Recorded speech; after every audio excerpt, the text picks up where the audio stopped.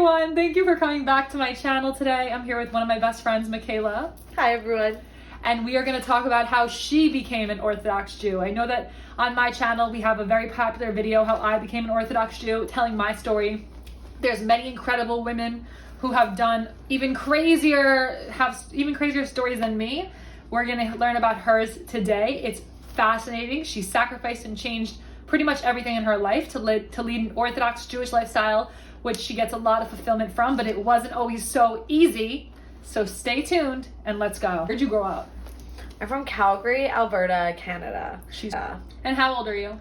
I'm 22. And what do you do? Right now I'm a student, so I go to University of Toronto. I'm doing a double major in global health and nutrition. I also work for NCSY, which is a Jewish youth organization, and I also have my own health and wellness business. How has your relationship with Judaism and religion in general evolved from when you were a child living with your family into your adulthood now? Really different. I grew up pretty traditional, I guess. We always did Shabbat dinner growing up. Always a rule, you have to be home for Shabbat dinner. But then after, we'd watch a movie, or after I'd go to a party, or whatever it was. So Shabbat dinner was really important, but that was all Shabbat was. We really had a lot of Jewish values in our home, and being Jewish was a really big part of my identity always growing up. I always went to Jewish camp. I went to Jewish school until I was about 9, and then I stayed in Hebrew lessons. My family was all in the Holocaust. My grandmother was born in a displaced persons camp. Wow. So I really understood that I was different. And I also growing up in Calgary, Alberta, it's a very, very small Jewish community. So I grew up with also tons of anti-Semitism. Wow. So, there were always people Hail Hitler and swastikas everywhere and a lot of anti-Semitism. So I really understood that I was different. Yeah. So do you remember being exposed to Orthodox Judaism for the first time? Yeah, totally. So it was through NCSY, the youth organization I work through now.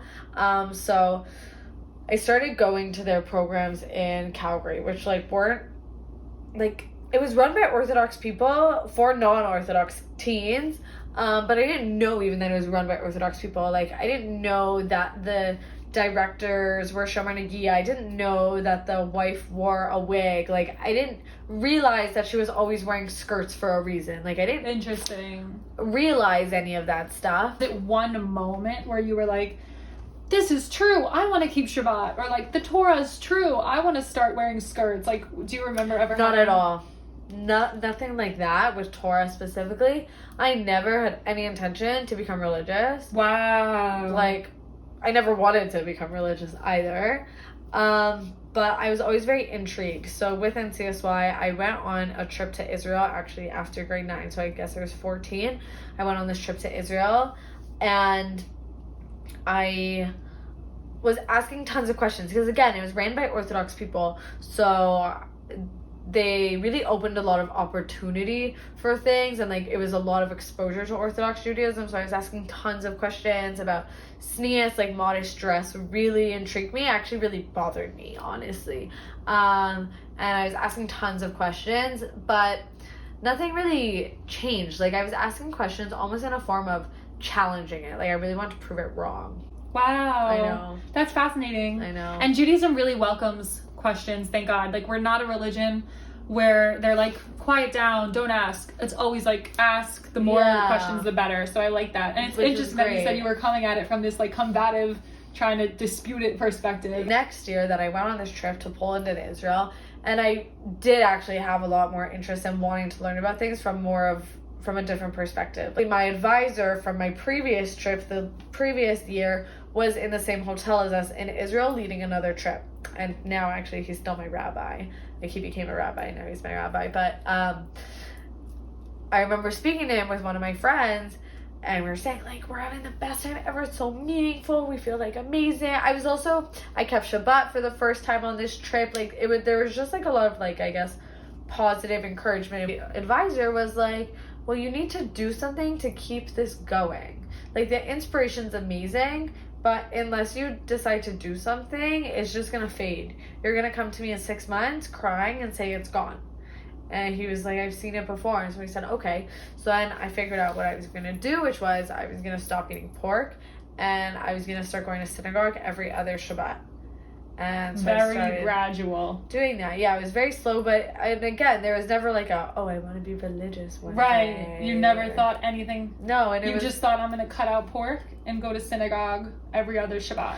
yeah, like there was never like a wow. I think all of Torah is truth. I want to do all of this. It was like I'm having a meaningful experience doing these things, and so I want to continue doing some of these things. And that was it, and it just kind of continued from there.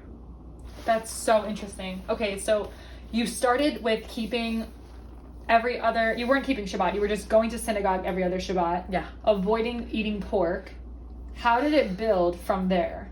Okay, so from there, it was again very slow. Like I actually remember I decided that I was also gonna not mix meat and milk. And then I went home and maybe tried for like a week, and it was so hard. I was like, I can't do Mixing this. meat and milk? To not mix it. Yeah. To not mix it? Why?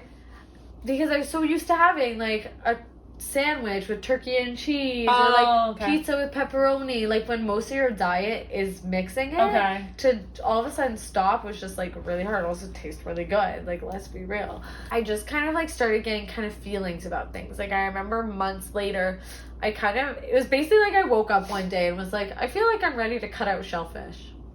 And I just stopped eating shellfish. Like I just had a feeling that I was ready to do that as the next step.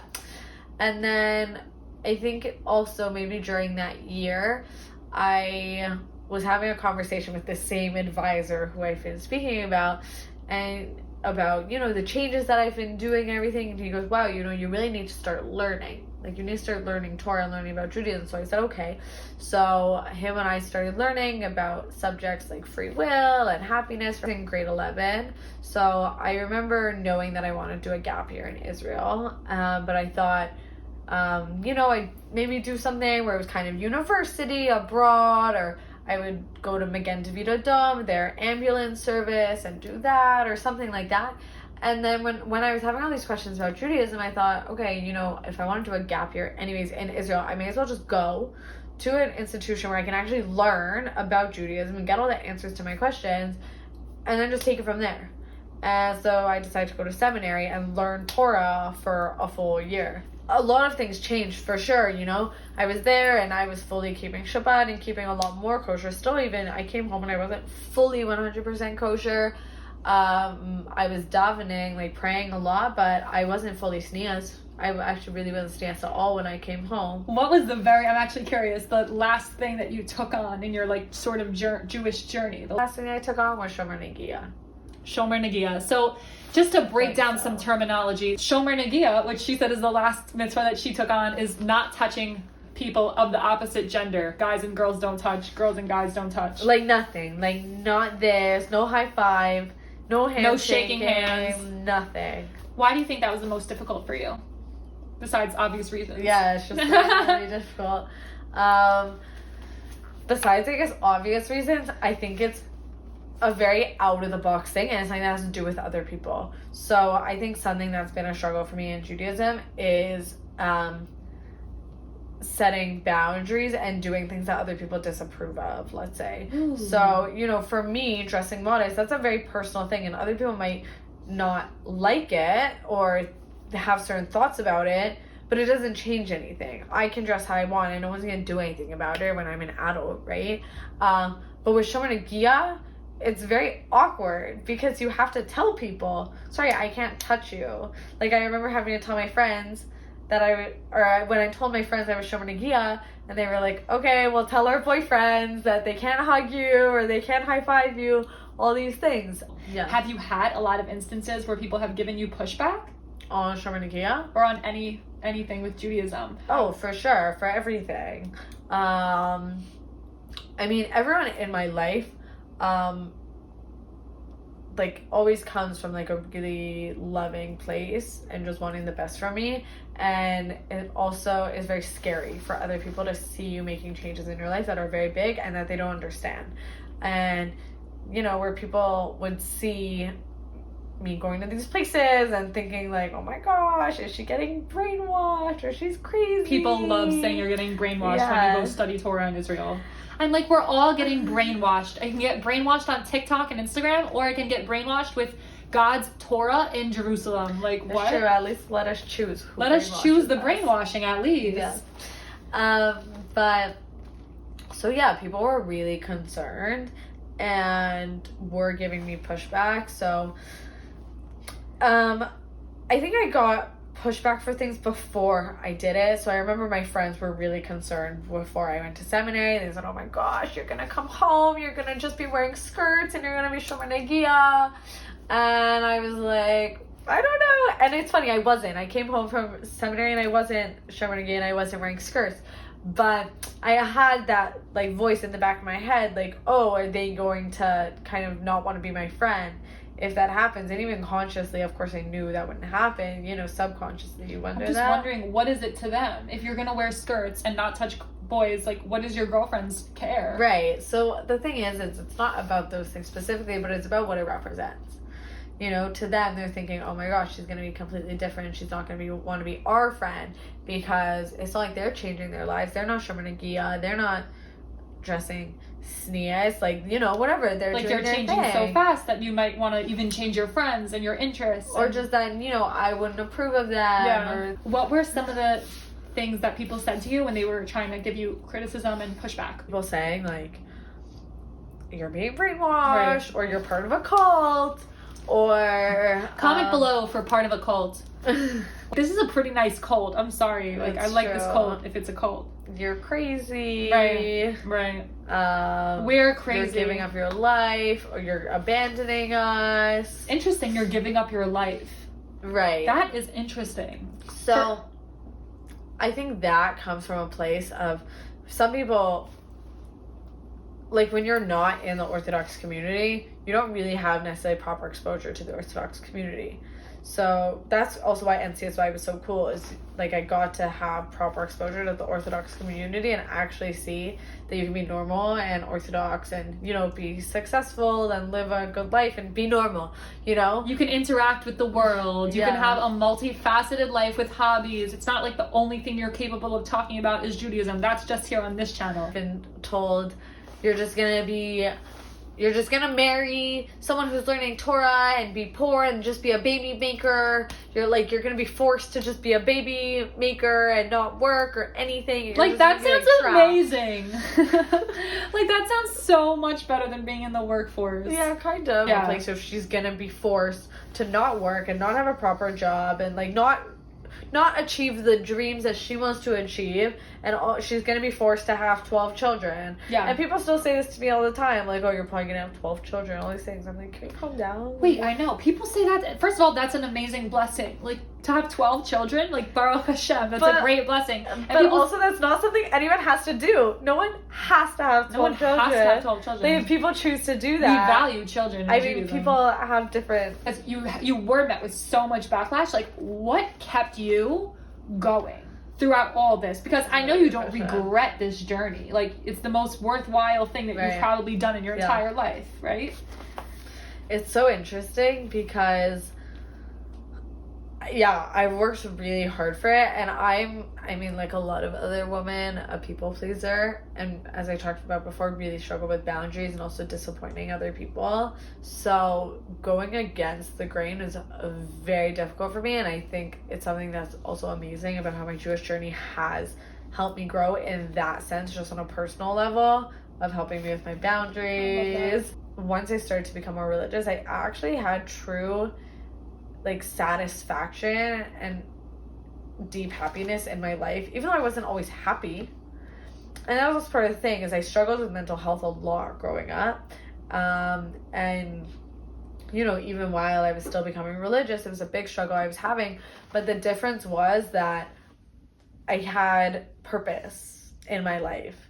Where even if I was struggling with mental illness, I knew that I still had, like, deep purpose and happiness in my life because of now this connection to God and understanding that I had a purpose in life because of what we learned from the Torah. I don't think that, like, Judaism is the answer to mental health, or becoming religious is the answer to mental health. No, for sure. You know, no. I had to go through therapy and, like, all these different things and do a lot of deep self-work, and it's still a challenge that I have. In fact, like, I know a girl who became very religious in high school. She stopped being religious because she thought that becoming religious would solve her depression and her mental illness. Wow. And then it didn't, so she stopped being religious. Wow. And I definitely don't think it's the answer, but I think that it can give you that meaning and purpose in life if you're always growing and working towards something, because that's what we realize in Judaism, is that we're always growing and that we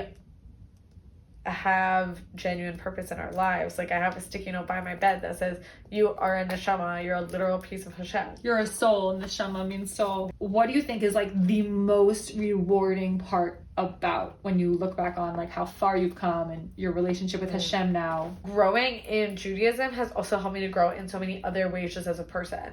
So it's helped me to work on my people pleasing. It's helped me to work on setting boundaries. It's helped me to understand my purpose in life. It's helped me to work on gratitude. It's helped me to work on loving myself. And all these other things that every person has to work on, whether they're religious or not. These are things that people have to work on. I had to go against my like nature freedom of people pleasing to become religious. It kind of set you free, becoming religious, from people pleasing, which is so interesting. Before we go, is there any advice that you would give to someone who is watching this and they're curious to explore their own faith? Oh, interesting. I think definitely find a mentor, but someone who cares about you as a person. I think it's really important to see other people and see how people do it and live the lifestyle where, you know, even within Judaism, even within Orthodox Judaism, there's so many different flavors so I think it's important to see different people, see how different people live, to actually experience it and know if it's something that you want in your life, and to find a mentor. You know how I spoke about how this advisor that I had is still, he's my rabbi now. He's still my mentor, and he's seen me grow through all of it, and he genuinely cares about me as a person. And when I ask him questions, I remember so much through my journey, I would speak to him about things and he would say, Michaela, you're not ready for that. Slow down. Or maybe it would have been the right thing halachically by Torah law to be doing something, but he'd say, you're not there yet. Don't do that yet. Which is true. That was the right thing for me at that point, which for my future growth in Judaism and my long-term relationship with Judaism is the better thing for me to do, which is to not do that thing that maybe should be done. Whereas someone who doesn't care about you and doesn't know you as a person and how you are would just be like, yeah, the right thing to do is this. And that could lead you to do wrong things. I've also been in those situations where people have told me to do wrong things, and then, or people tell me to do things that are like quote unquote right, but for me are wrong. Right. And then it's not the right time. Yeah. And then I would get into situations that wouldn't be good for me. Yeah. Okay. Which is fine. You learn and grow from, but. So get a mentor who cares about you and who understands you as a person individually. Love that. Okay. Rapid fire question time. Okay. Favorite Jewish holiday? Yom Kippur. Why? Because I just feel so like holy and spiritual and close to Hashem. Favorite Jewish food? The first thing I was thinking was matzo ball. No, definitely kugel. Favorite Jewish musician? Ooh, Zusha. Favorite city in Israel? Jerusalem. Favorite part about being religious?